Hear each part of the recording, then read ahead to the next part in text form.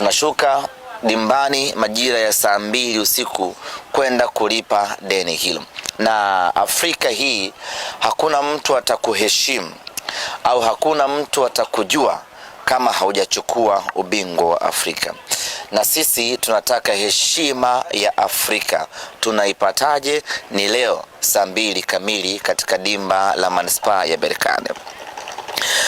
Tunakwenda kucheza mchezo wa finali. Finali kama ilivyo finali nyingine yoyote ile, huwa ni mchezo mgumu kweli kweli. Ukiona timu imefika finali, maana yake imepitia mapito mengi makubwa na magumu hadi kufika hapo ilipofika. Maana yake ni kwamba tayari wanafika wakiwa wako imara kweli kweli. Lakini ukiachilia mbali hilo, mpinzani ambaye tunacheza naye ni mpinzani mgumu kwa maana ya ubora aliokuwa nao, lakini kama haitoshi uzoefu aliokuwa nao hasa kwenye hatua hizi za finali. Tunapozungumza nanyi hapa ni mwaka juzi tu 2023-2024 Berkane amecheza finali na amechukua ubingwa.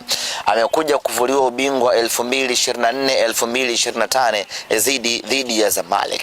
Kwa unaweza ukaona tunacheza na mpinzani mgumu wa aina gani.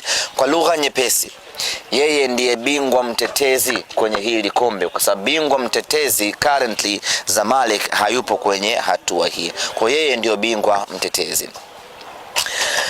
Berkane ni mpinzani mgumu kwa namna zote zile.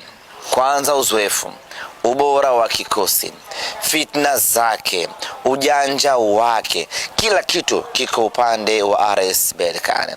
Lakini kwa kuwa sisi tunalihitaji sana hili kombe la Afrika msimu huu, kwa kuwa sisi tunahitaji ubingwa msimu huu, vitu vyote bora vya Berkane tunakwenda kupambana navyo hii leo. Tunakwenda kushindana navyo hii leo.